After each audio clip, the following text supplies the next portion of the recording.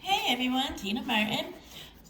What I'm going to do today is take the drawing that I did of Charlie and I'm going to turn it into a painting. So the first thing I'm going to talk about is your tools and materials and colors, a little bit about color mixing. Alrighty, if you have one of these, they're great for mixing colors. It's called a palette knife. If you don't have one of these, you can use the end of your brush to stir your paints. Some of the different brushes we are going to be using is, this one's called a flat because it's got a flat front on it. This is a small filbert. Here's a larger version of the filbert. It's rounded at the top, but it's flat when you go this way. So the difference between this one and this one is just that this top is rounded. And then for small details, we are going to be using some round brushes. So we have one of these, and we have some, and I have some smaller ones as well. Okay, so to get some of those really, really teeny tiny little areas around the eye, I'm going to be using those brushes. And each time I use these brushes, I'm going to show you the best ways to manipulate them to get the most out of what the brushes can do. Okay, the other thing here is your palette. So this is my palette, but if you don't have a palette, here's another version of what a palette could look like. Sometimes I have used lids to the Tupperware in my pantry or my closet or my cupboard that don't match anymore. I save those and use them to make additional palettes because there's a lot of mixing spaces there. And these are different variations of blues that I've done for painting that I did before, and I've been saving this paint by putting a wet paper towel inside of it and then covering it with foil, or if you have a plastic lid, that's great too. So preserves your paint for a little while. It will eventually dry out. Acrylic paint dries fast. So here I have a palette set up. This is called Burnt Sienna, and the brand that I like is the Liquitex Basics. It's probably the best paint for the price. You can buy more expensive paints and they might feel a little bit richer, but I just have gotten used to the consistency of this paint and I've had good luck with it, so I've stuck with it. And I'm going to go ahead and add some piles of white. These are going to become different color mixtures. So burnt sienna color is made by mixing blue and orange. So I'm going to take my orange here. The paint's been setting a little while, so I'm going to add a little bit of blue. I have two types of blue here. I might have added too much. I have what's called ultramarine and phthalo. So the more blue in this mixture, the darker your brown is. You can buy this brown that I'm making right here. This is because I put too much blue in it. You can actually buy it. It's called burnt umber. But what I love about color mixing is that if you have the primary and secondary colors and some white, you can make pretty much any color that you want to. So I'm going to go ahead and grab more orange.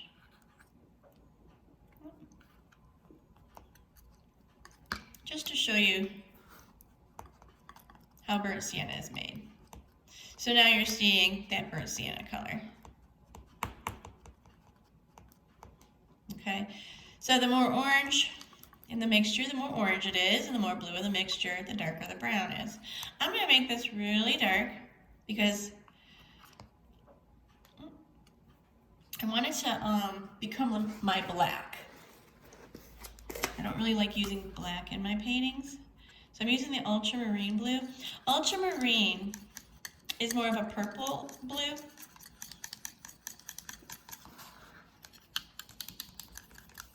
Tends to be a little cooler in color than the phthalo. This phthalo blue right here, you rub it on here, you'll see it's like a real bright blue. And ultramarine is more purple. So they're pretty different. And if you mix them with orange, you're going to come up with different combinations as well. So this is kind of purplish.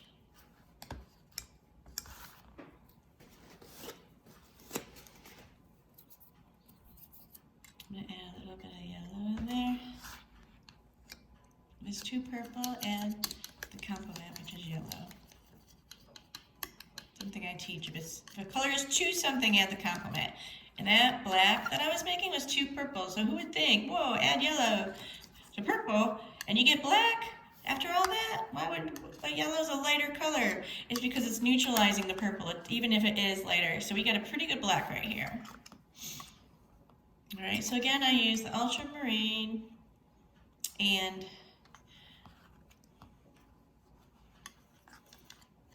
the burnt sienna. All right, so once I have my palette set up, I'm going to decide what colors, what neutral colors or what colors I need for my pet. And I'm going to take the camera over here.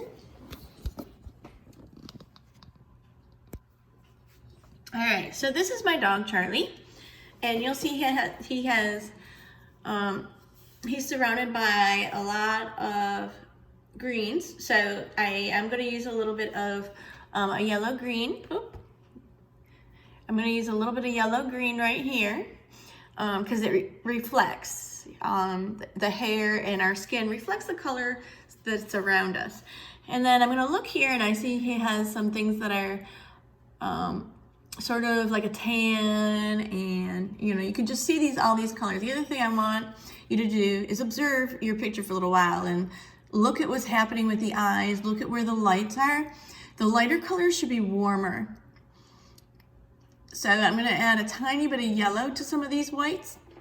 And then your cooler colors, or the colors in the shadow, should have some cools in them. So maybe some purples and maybe some purples or some combinations here with the white that are cooler in color. And you're also going to notice that the eye has a glare on it, and we're going to make something called a glaze. The next thing for your animal that you want to observe is where you see texture. When light hits an object, the angle area of that object, where the light has hit it from an angle, shows the most texture, right? And it's because it's hitting those, the fur, and it's casting little shadows. So I don't see a lot here. I don't see a lot here. I see it in those mid-lit areas like here. So you just want to kind of look around and see where you're going to show more texture, because you don't want to put it everywhere. Okay. So we'll go back to this. Oh. And I am going to start with the eye. Oh, the other thing you want to make sure you have, this is actually a roll of toilet paper. There's a trick I learned in college to put a piece of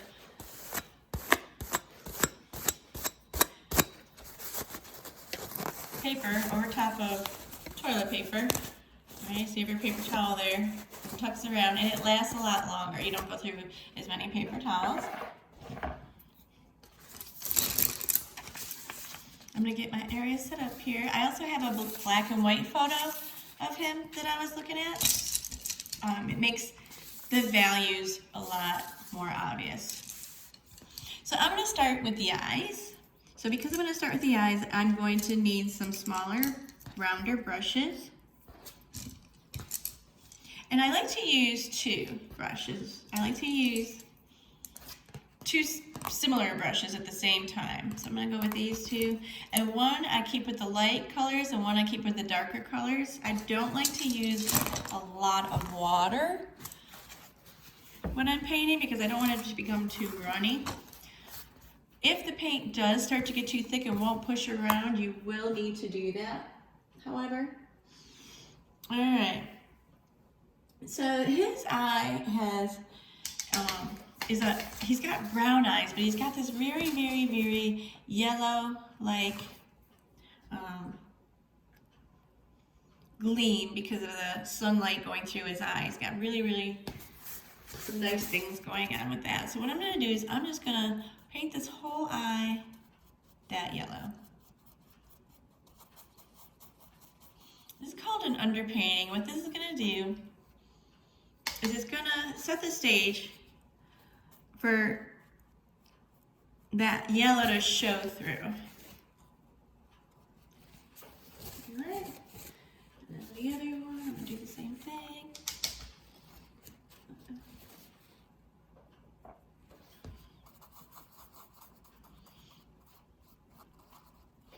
Now this eye is in shadow more, and I'm gonna take some of that color up. What I'm painting on right now is called Bristol board. And I've never painted on Bristol board, so I'm hoping this goes well. I looked it up and it said you can do it. It says, hoping it's not gonna warp too much. All right, so from here, I want to start getting some of these darker areas set up. And I'm looking at the color here. So the areas around the outside of the eye and the pupil and this part of the eye is what I'm looking at. All right, and this is very, very dark right here.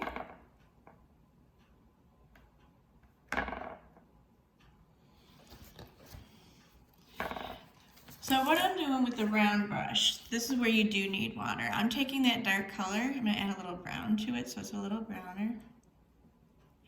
Going off to the side here. I'm gonna roll it and see how it's got a little bit of water in it, a little thicker than a watercolor. And that's gonna make it where I can get some very, very light, fine lines. So I'm gonna take right here, I'm gonna draw out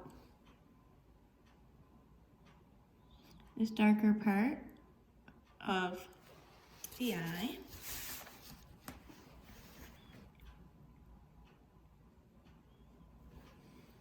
I'm gonna go all the way around. All the way around there. All right. I'm gonna do that on the other side.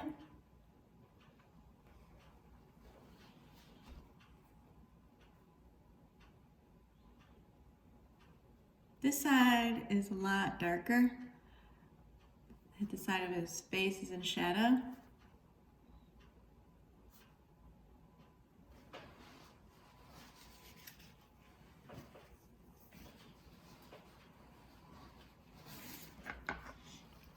So again, you want your color and you roll it. Always roll around, that's why I say to students all the time. Roll your round. This could be a little darker.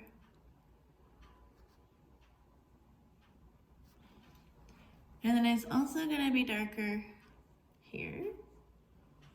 So right now I'm just kind of building the eye. I like to make the eyes first because it sort of sets the tone for the painting. Once you have successful expression in eyes, it motivates you for the rest of the painting.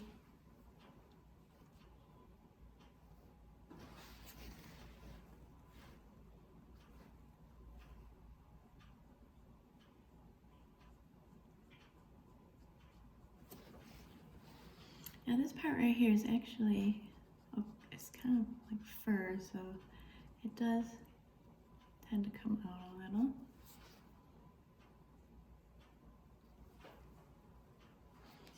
And then there is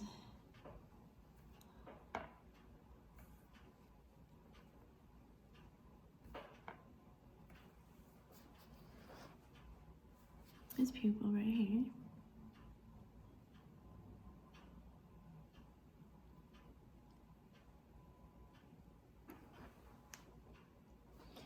Almost goes all the way up.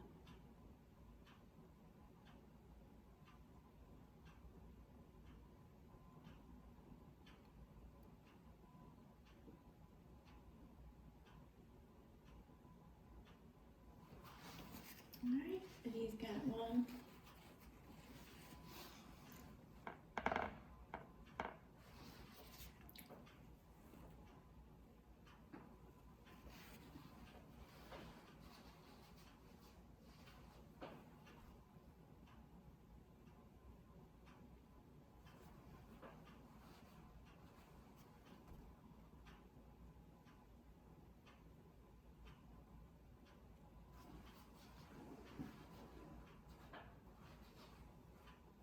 funny, his pupils are almost in two different places. Almost looking cross-eyed in my picture.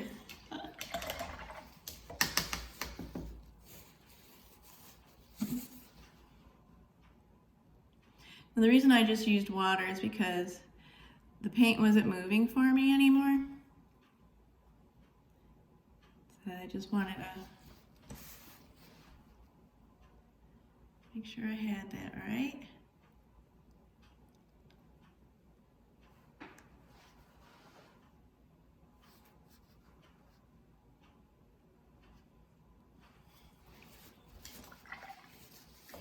Alright, so Charlie has brown eyes. What I'm going to do is take another smaller brush, and this has got to happen because he's got a lot of little glares and details and a lot of good things happening. So I'm going to take some burnt sienna right now. I'm going to take some of this burnt sienna.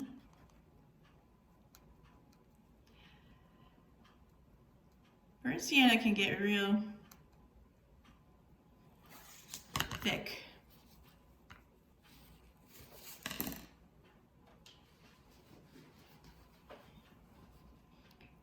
Go ahead and start making these little dots.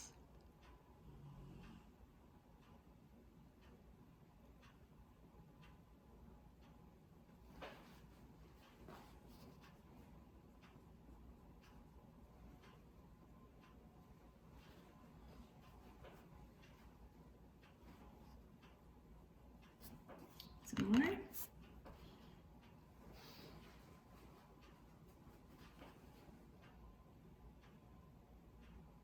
These little dashes.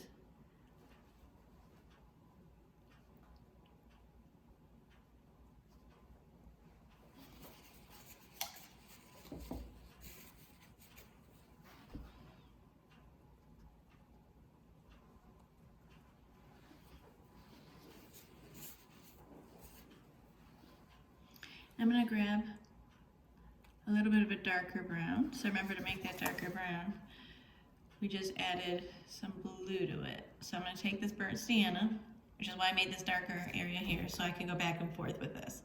I can put this burnt sienna back into it. Not too much. Roll your brush. You really want to try to keep the paint out of this area of your brush. It's called the ferrule. Now I'm going to go back.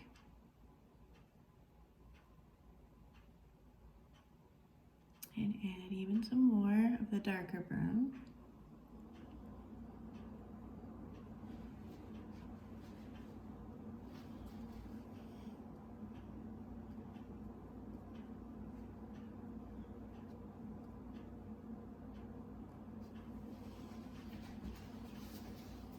Then I'm going to go over here and I'm going to do the same thing, but I'm going to add more because this eye is going to be darker. Alright, so I'm just going to repeat the same thing over here, but I want you to see what's happening here.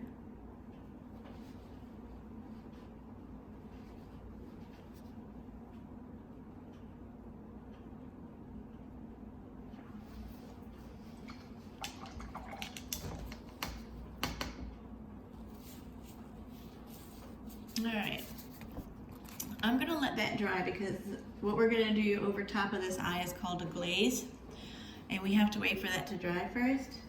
So what I'm going to do is start with some of the fur that comes out here. So I'm going to take and make a warm white.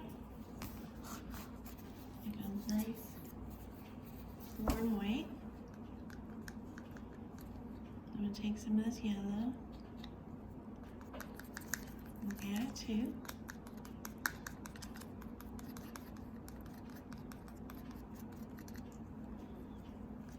So I got some regular white and warm white right here.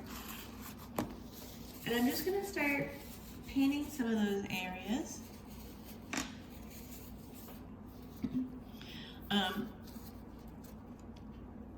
Underneath this part of the eye, I can see a lot of the texture. So before I paint the white, I have to paint what's underneath the fur, and what's underneath the fur is a darker color. So to start, before I start using my whites, I want to establish this dark. And there's a little light rim right here. So I just want to establish this. If you add water to the paint, you can get more out of it.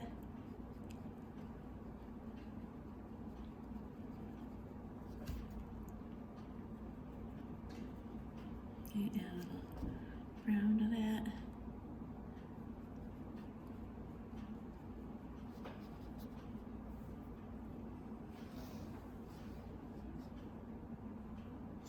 And here he's got a little bit of dark going on right here. So what I'm doing is I'm establishing the darker areas that are under the fur, and I'm going to go back and put the white fur over top of it. But you want to get some of these colors in here to get some of these values going.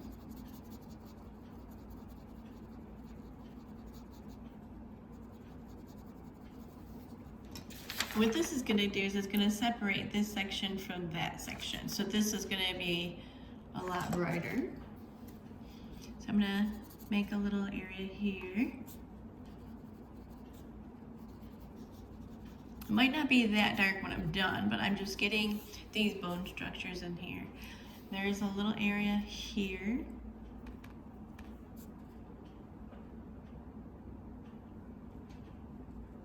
It comes out.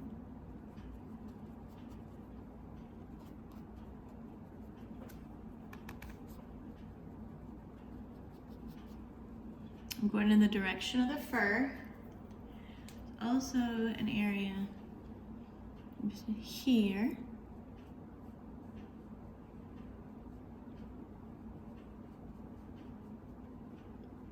I'm going to put white over top of all that.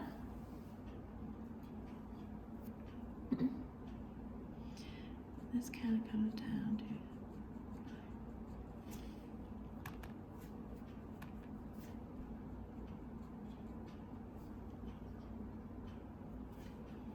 and then this area around the eye.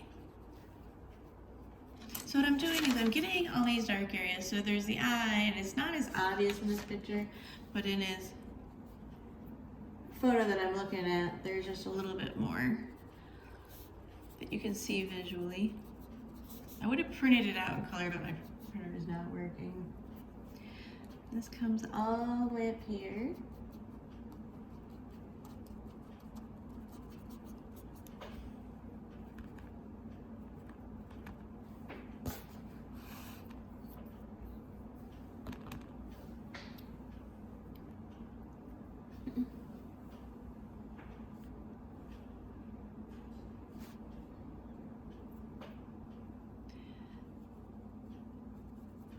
We have a dark line here.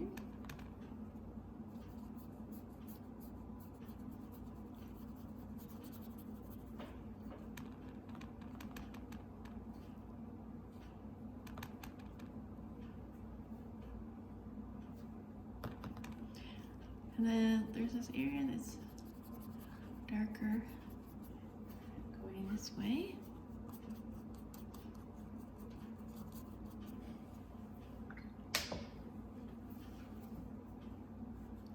Comes down to about here,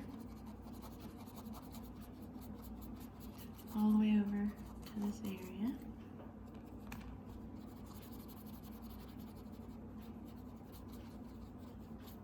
I'm really learning this paper. You can use this paint almost like a watercolor as well.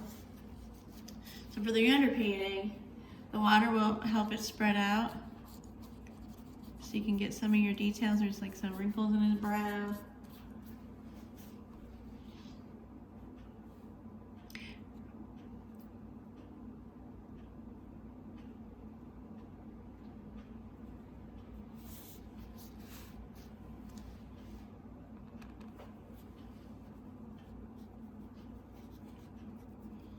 That's where his ears meeting right there.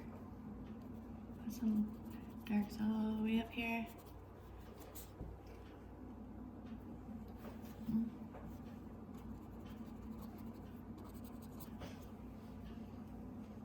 So because I want to show the fur, the whiteness of the fur, I have to put something down. If I don't put this down,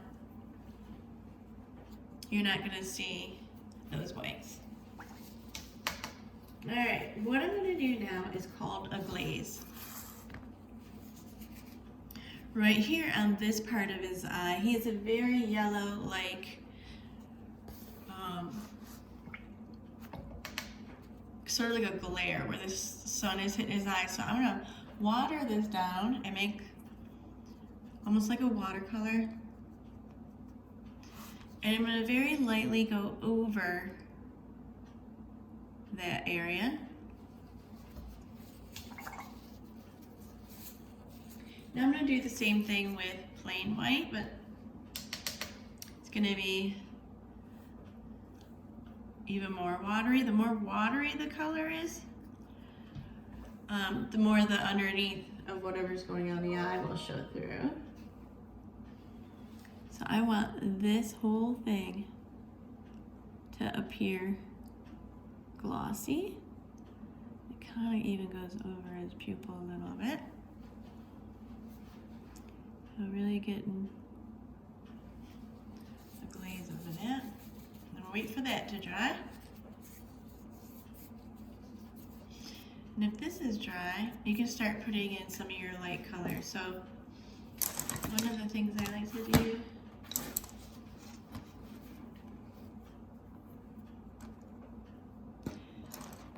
is use a bristly brush that's very stiff.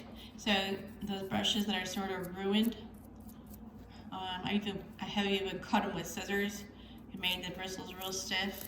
These bristles are a lot softer, so you could do it with these bristles, the same thing. You can get the textures with them, but it's a little harder to obtain that. And then this one is a round brush, but it's got stiff bristles too, so if I'm in a small area, that will work as well. And the key to doing this is to take your paint, dab it off to the side, and make your brush dry. You want to create a texture. So now what's going to happen is I can take this and I can go over top, barely touching. See if I can get more bristle off of this one. Just such a small area.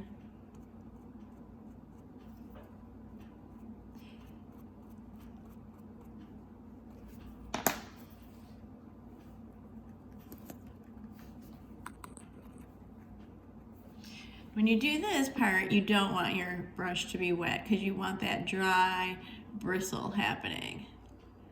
I'm trying to get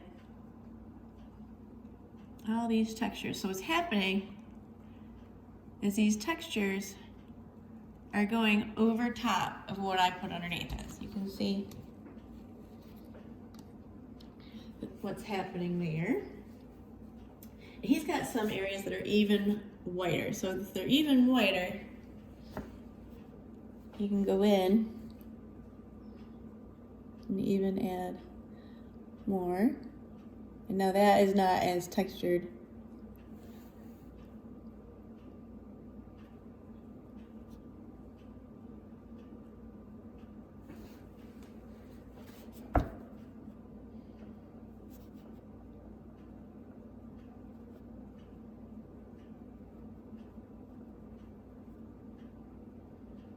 Alright, you can let that dry and see what that does.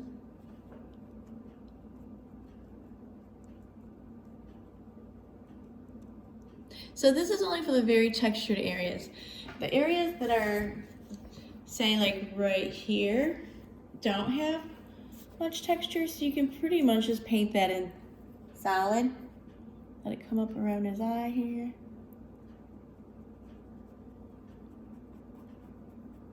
And I got a yellow white because it's really, really warm. Got a couple white areas there. And they're gonna appear really white because of what you have going on around it. Got some white areas here, Going this way.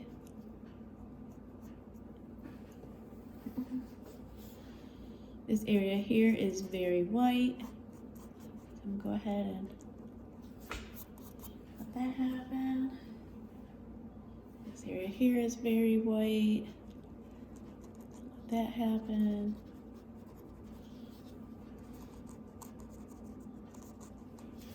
If you want to paint your animal with colors, like you want to make it more colorful and more expressionistic, like some of the examples that I had, you can do that.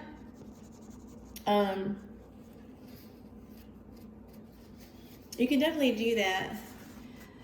The rule of thumb for that is this: if you're going to use colors that are more pop art-like or fauve-like,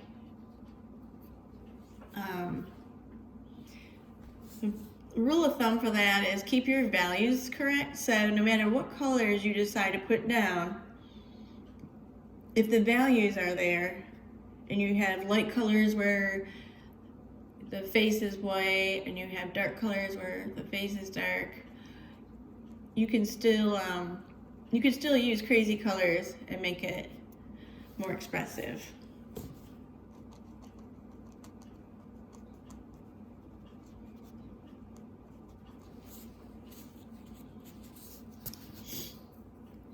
So you can see that this glaze dried and it's still not enough. So I'm going to go ahead